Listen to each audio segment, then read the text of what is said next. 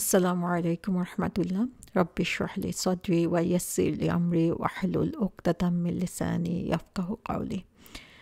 আমরা সূরা আল ফিল নিয়ে আলোচনা করছি। এর আগে আমরা সূরা আল ফিলের যে পটভূমি বা যেই সময়ে এটা নাজিল হয়েছে সেই ব্যাপারে আমরা আলোচনা করেছি।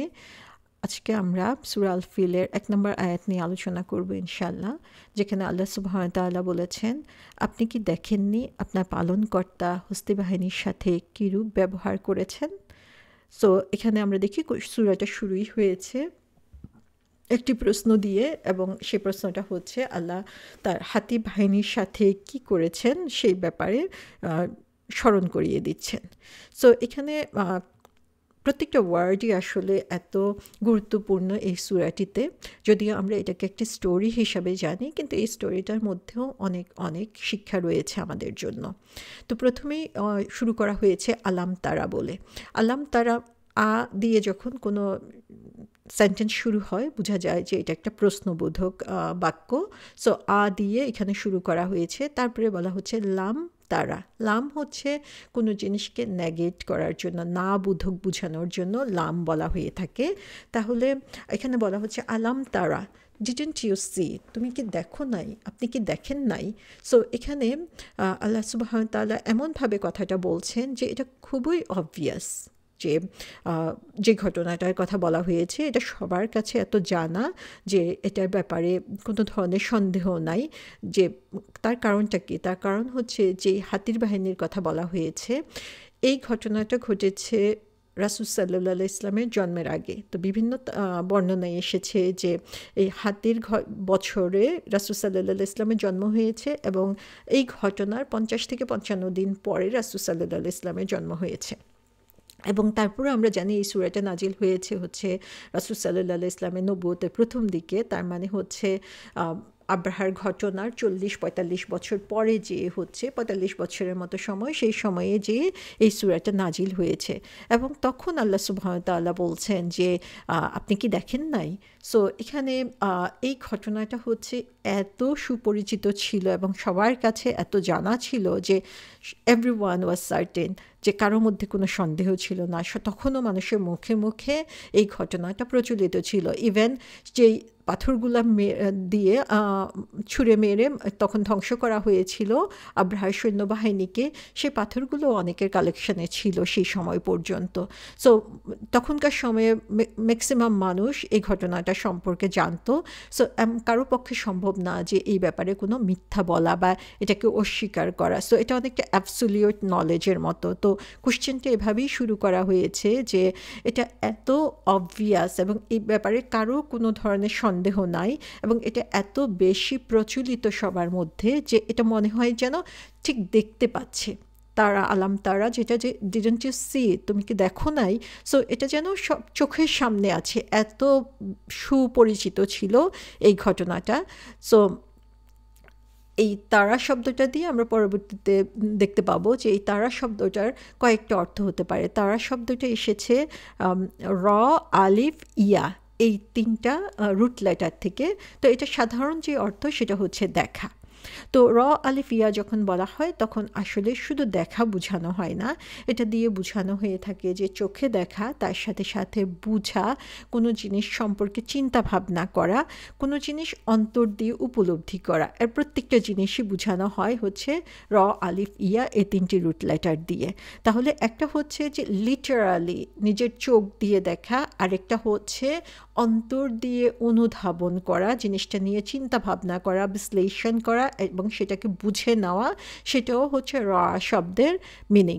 তো এখানে বলা হচ্ছে যে আপনি কি দেখেন নাই, আপনি কি দেখেন নাই বলতে এটা লিটারাল মিনিংও হতে পারে, আরেকটা হচ্ছে এটা হচ্ছে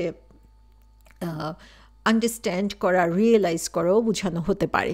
সো লিটারাল মিনিং বলতে আসলে কি বোঝানো হচ্ছে? আমরা জানি যে রাসূল সাল্লাল্লাহু আলাইহি ইসলাম তখন বর্ন হয় নাই। তাহলে রাসূল সাল্লাল্লাহু আলাইহি ইসলামকে কীভাবে আল্লাহ সুবহানাহু ওয়া তাআলা বলেন যে তুমি কি দেখো নাই? তার মানে হচ্ছে যে এটা একটা যে চোখে দেখাই না। আমরা যেমন বলে থাকি অনেক সময় যে হ্যাঁ, আমি দেখেছি, বা তুমি কি দেখো নাই যে কি হচ্ছে এখানে, অথচ আমিও সেখানে ছিলাম না। তো জিনিসটা হচ্ছে ঘটনাটা সম্পর্কে জানা এবং সেটাকে বুঝা, সেই রকম বুঝানোর জন্য এরকম দেখা শব্দটি ইউজ করা হচ্ছে। যদিও রাসূল সাল্লাল্লাহু আলাইহি ওয়াসাল্লাম তখনও বর্ন হন নাই, কিন্তু এই ঘটনাটা তিনি ছোটকাল থেকে এত বেশি শুনে এসেছেন এবং কুরাইশরা আসলে এটা অনেক গর্বের সাথে প্রচার করতো যে কিভাবে আল্লাহ তাদেরকে প্রোটেক্ট করেছে, তার মানে হচ্ছে আল্লাহর বিশেষ নিয়ামত রয়েছে তাদের উপরে, সেটা বলার জন্য। তো এটা হচ্ছে খুবই সুবিদিত ছিল। এবং তার সাথে সাথে আল্লাহ সুবহানাহু ওয়া তাআলা এখানে আহ্বান করছেন যে তোমরা কি রিয়েলাইজ করেছো যে হাতির বাহিনীর সাথে আল্লাহ যা করেছে সেটা কেন করেছে, কেন হয়েছে এটা। সো ইমাজিন করো, যে চিন্তা করো যে তুমি যেন ঠিক দেখতে পাচ্ছ হাতি বাহিনীর ঘটনাটা, তাহলে তুমি বুঝতে পারবে যে সেখানে কি হয়েছে। এখন এখানে আরেকটা জিনিস যেটা, যে এখানে আলাম তারা বলতে যে তুমি কি দেখো না, এই তুমি বলতে কাকে বলা হয়েছে আসলে।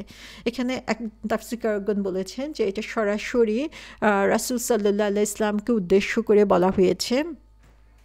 আর হচ্ছে আল্লাহ সুবহান তাআলা সেখানে বোঝাচ্ছেন যে কুরাইশরা যে অকৃতজ্ঞ, সেটাকে এখানে রাসূল সাল্লাল্লাহু আলাইহি ইসলামের সামনে তিনি ক্লিয়ার করে দিচ্ছেন যে এত কিছু হওয়ার পরও তারা কিভাবে আল্লাহ থেকে দূরে সরিয়ে থাকে। তো রাসূল সাল্লাল্লাহু আলাইহি ইসলামকে সেই জিনিসটার উপরে ফোকাস করতে বলা হচ্ছে। আবার আরেকটা অর্থ যেটা হতে পারে, সেটা আসলে কুরাইশদেরকে উদ্দেশ্য করে বলা হচ্ছে, যারা হচ্ছে আসলেই আমলে ফিলের ঘটনাটা দেখতে পেয়েছে। সো এই দেখার মাধ্যমে যেটা তাদের কাছে অবভিয়াস, পরিষ্কার ছিল যে তারা ঘটনাটা দেখতে পেরেছে, তারা এক্সপিরিয়েন্স করেছে, তারা দেখেছে যে কিভাবে আল্লাহ সুবহানাহু ওয়া তাআলা তাদেরকে রক্ষা করেছে, কিভাবে আল্লাহ সুবহানাহু ওয়া তাআলা তার বিশেষ ক্ষমতা দিয়ে কাবা ঘরকে রক্ষা করেছে। এটা কোনো সাধারণ ঘটনা ছিল না, এবং তারাও কোনো ধরনের শক্তি বা ক্ষমতা সেখানে প্রয়োগ করে না, এটা সরাসরি আল্লাহর পক্ষ থেকে আসা সাহায্যের মাধ্যমে এটা হয়েছে। কিন্তু তারপরও তারা কিভাবে আল্লাহ সুবহানাহু ওয়া তাআলার কথাকে অস্বীকার করে যাচ্ছে। সো এখানে এই জিনিসটাকে উপলব্ধি করার জন্য আল্লাহ সুবহানাহু ওয়া তাআলা আলাম তারা এখানে বলছেন যে এই দেখা বলতে শুধুমাত্র মক্কা অথবা আরবে না, বরং ইয়েমেন পর্যন্ত এই ঘটনাটা, তখন পর্যন্ত যারা জীবিত ছিল তাদের কাছে এটা পরিচিত ছিল। এর মধ্যে অনেকেই ছিল যারা এটা সাক্ষী ছিল, যারা হচ্ছে এখান থেকে বেঁচে ফিরে যেতে পেরেছিল এই ধ্বংস থেকে বেঁচে। তো তাদের কাছ পর্যন্ত আসলে এই জিনিসটা খুবই সুপরিচিত ছিল। এবং আল্লাহ সুবহানাহু ওয়া তাআলা বলছেন যে তারা তো দেখেছে, এবং তারা এই ব্যাপারটা কিভাবে অস্বীকার করছে বা এর এগেনস্টে কিভাবে কাজ করছে, সেই জিনিসটা আল্লাহ এখানে প্রশ্ন করছেন। এখানে আরেকটা হতে পারে যে এটার আরেকটা অর্থ, যে এটা একটা শকিং সেন্স দিয়ে নিয়ে আসছে, যে আল্লাহ সুবহানাহু ওয়া তাআলা অবাক হয়ে জিজ্ঞাসা করছেন যে হাতি বাহিনীর সাথে কি করা হয়েছে সেটা কি তোমরা দেখো নাই? সেটা যদি কেউ দেখে থাকে, সেটা যদি কেউ রিয়েলাইজ করে থাকে, তাহলে কিভাবে সে আল্লাহর এগেনস্টে কাজ করে। তো সুবহানাল্লাহ, আমরা যদি এই শেষের 10টা সূরা ও কোরআন মজিদের লাস্ট 10 সূরা, যে সূরাগুলো আমরা সাধারণত নামাজে পড়ে থাকি, সেই 10টা সূরার উপরেও ফোকাস করি, তাহলে দেখব যে আল্লাহ সুবহানাহু ওয়া তাআলা বারবার সেই আশ্চর্যজনক অনুভূতি প্রকাশ করছেন যে মানুষকে এত কিছু দেওয়া হচ্ছে, এত নিয়ামত দেওয়া হচ্ছে, তার চোখের সামনে সে দেখতে পাচ্ছে যে আল্লাহ কিভাবে তাদেরকে রক্ষা করে, কিন্তু তারপরেও তারা কিভাবে আল্লাহর কাছ থেকে দূরে সরে যায়, কিভাবে আল্লাহর কথা অস্বীকার করে, কিভাবে আল্লাহর নাফরমানি করে। সো সেই শকিং একটা সেন্সেশন এসেছে এই আলাম তারা, এই কোশ্চেন করার মধ্য দিয়ে।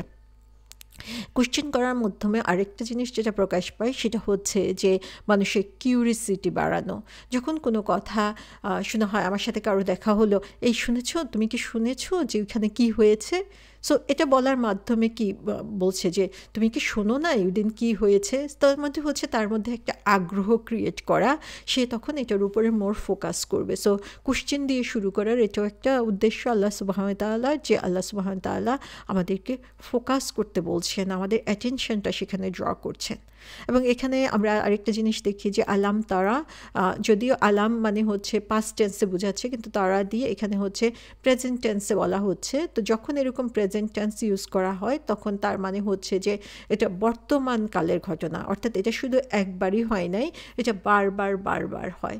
তো যদিও এটা হচ্ছে হাতি বাহিনীর সাথে কি করা হয়েছে সেটা বলা হচ্ছে, কিন্তু আসলে এ ধরনের ঘটনা আমরা কিন্তু আমাদের চারপাশে তাকালেই দেখতে পাই যে কিভাবে একটা অ্যাক্সিডেন্ট থেকে রক্ষা পেয়ে গেলাম, হয়তোবা জাস্ট 1 সেকেন্ডের জন্য আমাদের অ্যাক্সিডেন্টটা হয় নাই, সেরকম অবস্থা থেকেও কিন্তু আমরা অনেকে ফিরে এসেছি।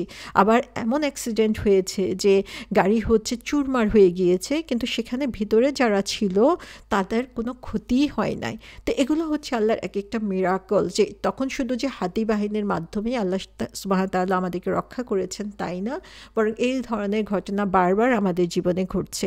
কিন্তু আমরা কি সেই জিনিসটা রিয়েলাইজ করছি? সেই জিনিসটা দেখার পরেও কি আমাদের মধ্যে কোনো ধরনের চিন্তা ভাবনা কাজ করে? আমরা কি সেটা নিয়ে একটু চিন্তা ভাবনা করে আমাদের মনটাকে ঠিক করি যে কে আমাদেরকে রক্ষা করলো, কিভাবে তার প্রতি আমাদের কৃতজ্ঞতা আদায় করা উচিত, কিভাবে তার পথে আমাদের ফিরে আসা উচিত? আমরা কি সেটা একটু চিন্তা ভাবনা করি? তো আল্লাহ সুবহানাহু ওয়া তাআলা এখানে আসলে সেই চিন্তার দুয়ারটাকে আমাদের খুলে দিচ্ছেন। তারপরে বলা হচ্ছে আলাম তারা কাইফা। কাইফা মানে হচ্ছে কিভাবে।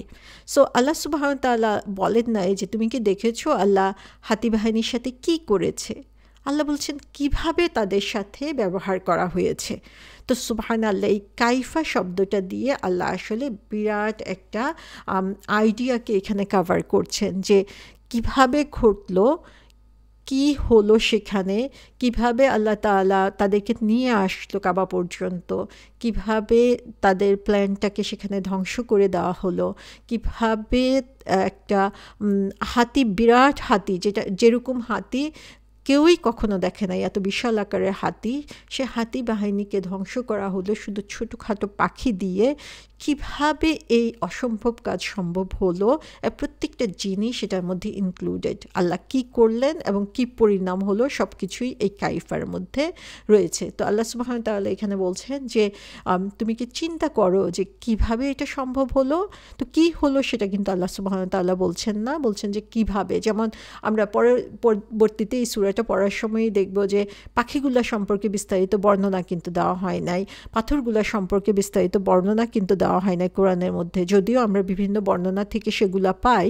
যেটা আল্লাহ সুবহানাহু ওয়া তাআলা এখানে ফোকাস করছেন যে আল্লাহ কিভাবে করেছেন, অর্থাৎ আল্লাহর যে শক্তি, আল্লাহর যে প্ল্যান, আল্লাহ যে ওয়েতে কাজ করেন, সেটা বুঝার কথা আল্লাহ সুবহানাহু ওয়া তাআলা এখানে আমাদেরকে চিন্তা করতে বলছেন।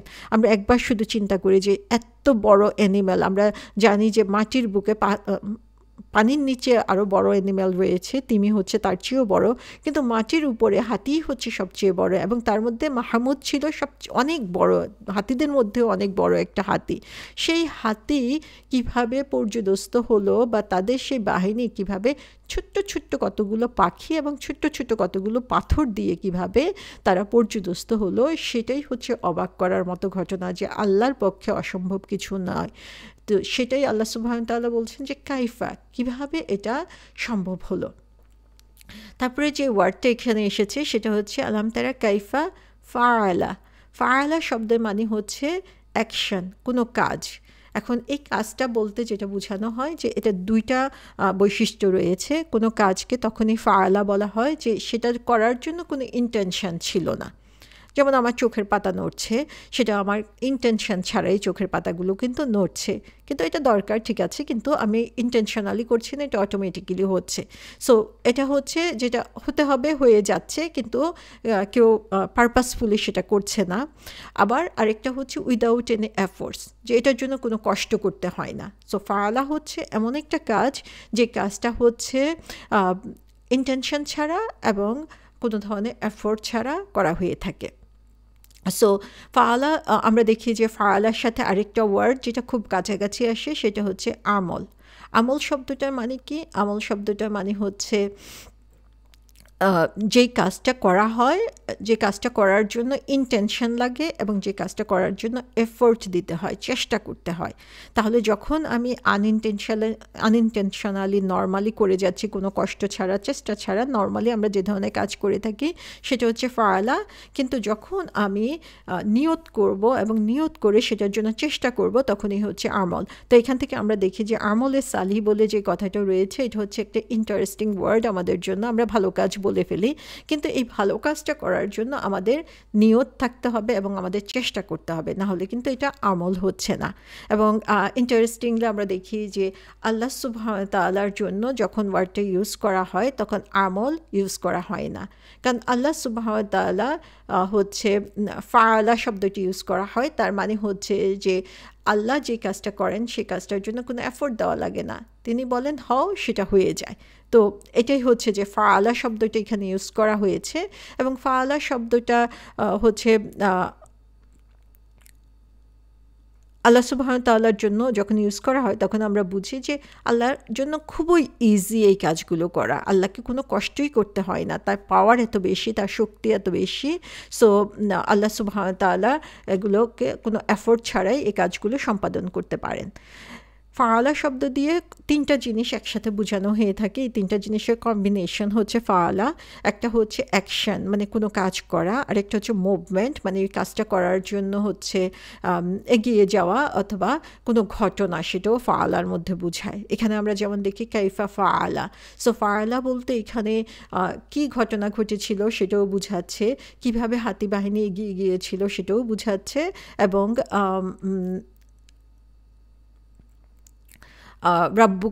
মানে রব কিভাবে সেগুলোকে করে নিয়েছেন, তাদের প্ল্যানগুলোকে বাস্তবায়ন করার জন্য তিনি কিভাবে তাদেরকে এগিয়ে নিয়েছেন, সেগুলো করার জন্য আল্লাহ সুবহানাহু ওয়া তাআলার আসলে কোনো কষ্ট করতে হয় নাই, সেগুলো তাদেরকে যেভাবেই প্ল্যান অনুযায়ী তাদেরকে এগিয়ে যেতে দিয়েছেন। কারণ আমরা যদি একটু চিন্তা করি যে এই হাতি বাহিনীকে কাবা পর্যন্ত এনে তো ধ্বংস করার দরকার ছিল না, আল্লাহ ইচ্ছা করলেই সেগুলোকে প্রথম দিকে যখন তারা প্রিপারেশন নিয়েছে তখনই করতে পারতো, কিন্তু আল্লাহ সুবহানাহু ওয়া তাআলা প্ল্যানের মধ্যে এটা ছিল এবং তিনি সেগুলো কিভাবে সংগঠিত হবে সেটাকে তিনি এগিয়ে দিয়েছেন। এবং ফাআলা শব্দটা সাধারণত এমন জিনিসের জন্য ইউজ করা হয় যে জিনিসগুলো ধরা ছোঁয়া যায়, সেরকম জিনিসের জন্যই এই ফাআলা শব্দটা ইউজ করা হয়ে থাকে। এবং ফাআলা শব্দের মধ্যে বলা হয়েছে দুইটা অর্থ একইভাবে এটার মধ্যে রয়েছে, একটা হচ্ছে খালাকা, খালাকা মানে হচ্ছে কোনো কিছু সৃষ্টি করা, আরেকটা হচ্ছে জাআলা, জাআলাও সৃষ্টি করা, এটা নিয়ে আমরা পরবর্তী আয়াতে আলোচনা করব, যেহেতু ইয়াজআলু শব্দটা আছে সেখানে। সো এই দুইটা শব্দ সৃষ্টি করা, তৈরি করা, এটা বোঝানোর জন্য হচ্ছে দুইটাকে একসাথে ফাআলা হিসাবে ইউজ করা হয়ে থাকে। তো আমরা এখানে দেখি যে আল্লাহ সুবহানাহু ওয়া তাআলা এই জিনিসগুলোকে সৃষ্টি করেছেন, সৃষ্টি করার পরে হচ্ছে তারা কিভাবে কাজ করবে, সেই ডিফারেন্টলি তারা কিভাবে কাজ করছে, মানে প্রত্যেকটা সৃষ্টি আল্লাহর, কিন্তু এক একটা এক একভাবে কাজ করছে, এবং তাদেরকে কিভাবে আল্লাহর যে প্ল্যান সে অনুযায়ী তিনি ইউটিলাইজ করেছেন সেটাই এখানে বোঝানো হচ্ছে।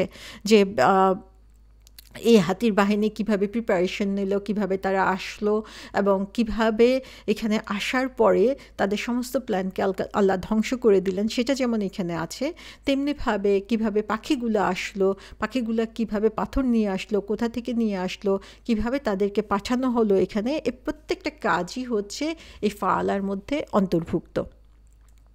তারপরে আল্লাহ সুবহানাহু ওয়া তাআলা এখানে যে ওয়ার্ডটা বলেছেন সেটা হচ্ছে আলাম তারা কাইফা ফাআলা রাব্বুকা, রাব্বুকা মানে হচ্ছে তোমার রব। সো আল্লাহ এখানে বলছেন যে তোমার রব কিভাবে এটা করেছে, তুমি কি সেটা দেখো নাই? তাহলে এখানে ইন্টারেস্টিং যেটা, যে রব শব্দটা কেন ইউজ করা হলো। আমরা জানি যে রব শব্দটা হচ্ছে এমন একটা শব্দ যেটা হচ্ছে আল্লাহ সুবহানাহু ওয়া তাআলার ম্যাক্সিমাম যে গুণাবলী রয়েছে সেগুলোকে এনকম্পাস করে, এই রবের মধ্যেই সমস্ত কিছু বোঝায়। আমরা যদি রহমান বলি, অবশ্যই রব হচ্ছে রহমান, কারণ তিনি আমাদেরকে বেড়ে ওঠার জন্য যে ধরনের মায়া মহব্বত দরকার সেটা তিনি আমাদেরকে দিচ্ছেন। আমরা যদি আর রাজ্জাক বলি তাহলে রব হচ্ছে আর রাজ্জাক, কারণ আমাদের প্রয়োজনীয় যা কিছু রয়েছে রব হচ্ছে সেটাকে প্রোভাইড করছেন। সো এরকমভাবে প্রত্যেকটা গুণাবলীর কথা আমরা যদি চিন্তা করি সমস্ত কিছুই রবের মধ্যে রয়েছে।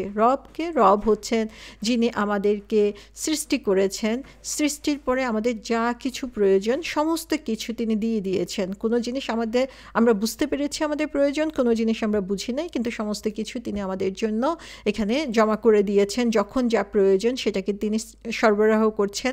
আমরা যখন যে অবস্থায় থাকি সে অবস্থায় আমাদেরকে গ্রো আপ করার জন্য যিনি আমাদেরকে সমস্ত ইনগ্রেডিয়েন্টস বা ম্যাটেরিয়াল কালেক্ট করে দেন তিনি হচ্ছেন রব, এবং তিনি আমাদের প্রয়োজন পূরণ করেন। তিনি আমাদের যা কিছু দরকার আমাদের শারীরিক মানসিক বৃদ্ধির জন্য সেটা তিনি দিচ্ছেন। সো প্রত্যেকটা গুণাবলী এই রবের মধ্যে। তো রব যখন আমরা চিন্তা করি যে তোমার রব যখন বলা হচ্ছে, তখন রাসূল সাল্লাল্লাহু আলাইহি ওয়াসাল্লামের জন্য এটা এক ধরনের কমফোর্ট বা এক ধরনের সান্ত্বনা বাণী, যে যখন সবাই তার বিরোধিতা করছে তখন আল্লাহ সুবহানাহু ওয়া তাআলা মনে করিয়ে দিচ্ছেন যে তোমার রব তোমার সাথে আছে। তো সুবহানাল্লাহ, যে রাসূল সাল্লাল্লাহু আলাইহি ওয়াসাল্লামকে এখানে প্রত্যেকটা মুহূর্তে আল্লাহ তাআলা যে তার সাথে রয়েছেন, তাকে সহযোগিতা করছেন, তার উপরে ডিপেন্ড করা যায় সেটাকে তিনি মনে করিয়ে দিচ্ছেন। আবার যখন রব শব্দটা বলা হয় সেটার অর্থ হচ্ছে মালিক। তো মালিক বললেই যেটা, যে আল্লাহর সাথে আমাদের সম্পর্কটা কি দাঁড়াচ্ছে, যে একটা দাসত্বের সম্পর্ক দাঁড়াচ্ছে। সো দাসত্ব মানে কি? দাসত্ব মানে হচ্ছে যে তাহলে আমাদের উপরে আল্লাহর একটা ডিমান্ড রয়েছে, আল্লাহর একটা চাহিদা রয়েছে, যে চাহিদাগুলো আমাদের ফুলফিল করা দরকার। আল্লাহ আমাদের কাছে কিছু চাচ্ছেন, সেই কাজগুলো আমাদের করা দরকার। সূরা কোরাইশে যে আমরা দেখি যে আল্লাহ সুবহানাহু ওয়া তাআলা বলছেন যে এই যে আল্লাহ সুবহানাহু ওয়া তাআলা পিস দিয়েছেন, এই যে আল্লাহ সুবহানাহু ওয়া তাআলা নিরাপত্তা বা সিকিউরিটি দিয়েছেন, সেই সিকিউরিটির কারণে আমাদের কি করা উচিত? রব্বা হাজাল বাইত, যে আমাদের ফালিয়াবুদু রব্বা হাজাল বাইত, যে আমাদের আল্লাহর দাসত্ব করা উচিত, আল্লাহর স্লেভারি করা উচিত, আল্লাহর নির্দেশ ফলো করা উচিত। সো তোমার রব বলতে আল্লাহ সুবহানাহু ওয়া তাআলা এখানে আবার কুরাইশদেরকে একটা ওয়ার্নিং দিচ্ছেন যে তোমাদের রব যে, সেই রবের যে দাসত্ব সেটা তোমাদের করা উচিত। তো এখানে একদিকে রাসূল সাল্লাল্লাহু আলাইহি ওয়াসাল্লামকে সান্ত্বনা দিচ্ছেন যে তোমার রব তোমার সাথে আছে, আরেকদিকে কুরাইশদেরকে তিনি সতর্কবাণী শোনাচ্ছেন যে রব তোমাদেরকে এরকম কঠিন একটা বিপদ থেকে উদ্ধার করেছে, তোমরা এখন তার যে নির্দেশ, সেই নির্দেশ তোমরা কিভাবে ফলো করছো। সো এখানে রব্বুকা, কা শব্দটি ইউজ করা হয়েছে, অর্থাৎ তুমি, যে তোমার রব। তো এখানে আমরা আগেও যেটা বলেছি, এই তুমি বলতে রাসূল সাল্লাল্লাহু আলাইহি ওয়াসাল্লামকেও বোঝানো হতে পারে অথবা কুরাইশদেরকেও বোঝানো হতে পারে। সো এখানে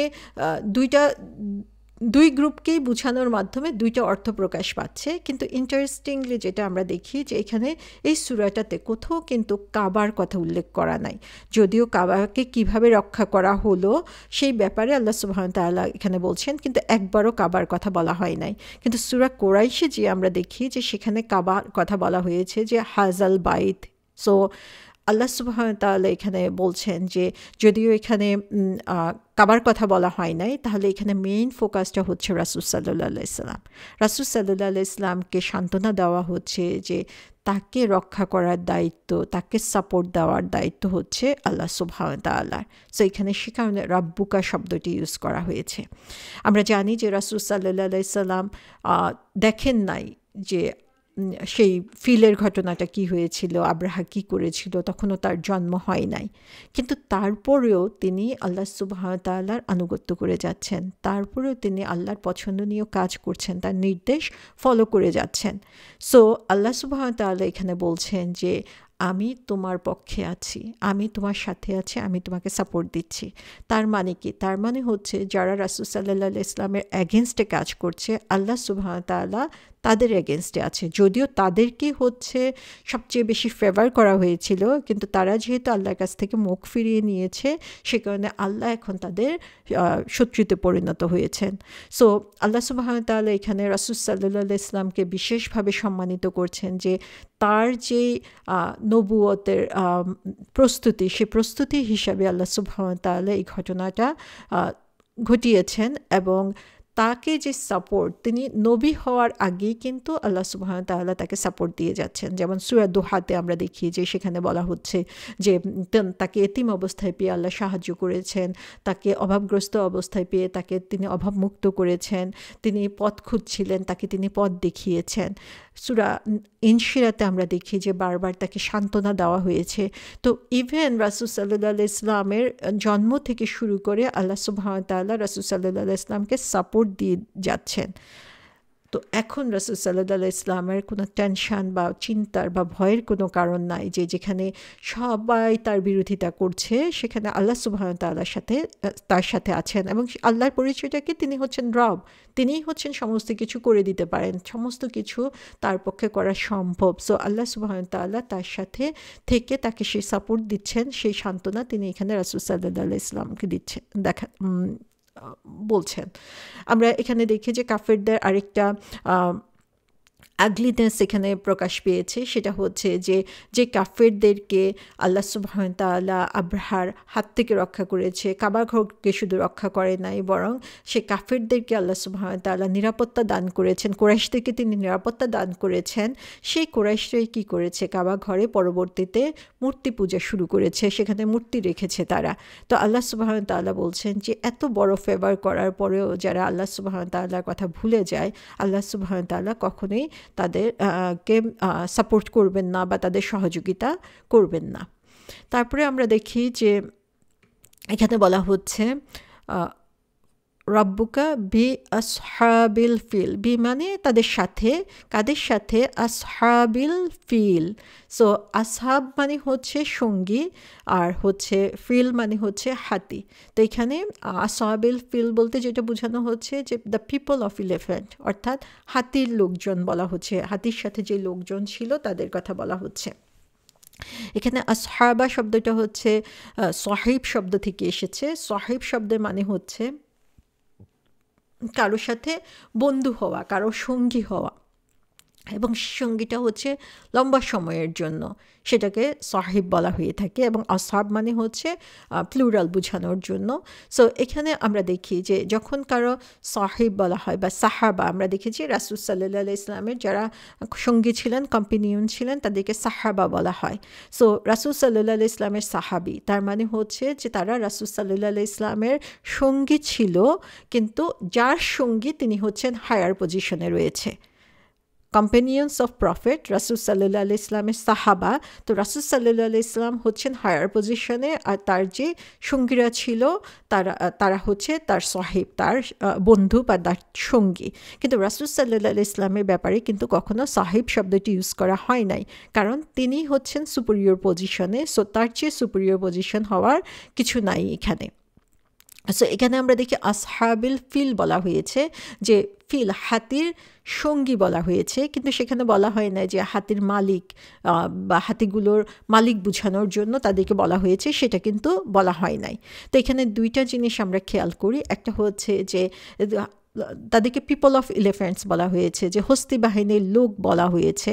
তার মানে হচ্ছে যে তারা হচ্ছে হাতির মতো, যে লাইক অ্যানিম্যাল, যেমন অ্যানিম্যালদের যেমন কোনো ধরনের বিচার বুদ্ধি থাকে না, এই লোকগুলো হচ্ছে সেরকমই, অর্থাৎ তাদেরকে সে ধরনের পশু পাখির মতো বিচার বুদ্ধিহীন বলা হয়েছে। যেমন সূরা আরাফের 179 নম্বর আয়াতে বলা হয়েছে যে আমি সৃষ্টি করেছি দোজকের জন্য বহু জিন ও মানুষ, তাদের অন্তর রয়েছে, তার দ্বারা বিবেচনা করে না, তাদের চোখ রয়েছে, তার দ্বারা দেখে না, তাদের কান রয়েছে, তার দ্বারা শোনে না, তারা চতুষ্পদ জন্তুর মতো, বরং তাদের চেয়েও নিকৃষ্টতর, তারাই হলো গাফেল, শৈথিল্যপরায়ণ।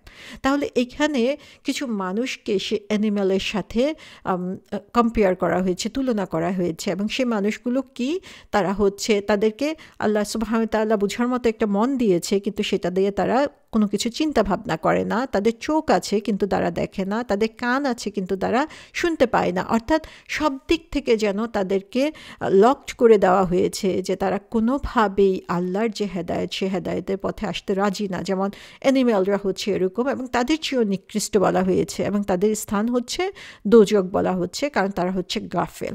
তো এখানে আসহাবিল ফিল বলতে সেভাবে তাদেরকে ডিসঅনার করা হয়েছে, যে তাদের অন্তর আছে, চোখ আছে, কান আছে, কিন্তু তারা সেটাগুলোকে কোনো কাজেই লাগাচ্ছে না তারা। তো অ্যানিম্যালের চেয়েও, চতুষ্পদ জন্তুর চেয়েও তারা হচ্ছে নিকৃষ্ট, এটা বোঝানোর জন্য আসহাবিল ফিল এভাবে কথাটা বলা হতে পারে।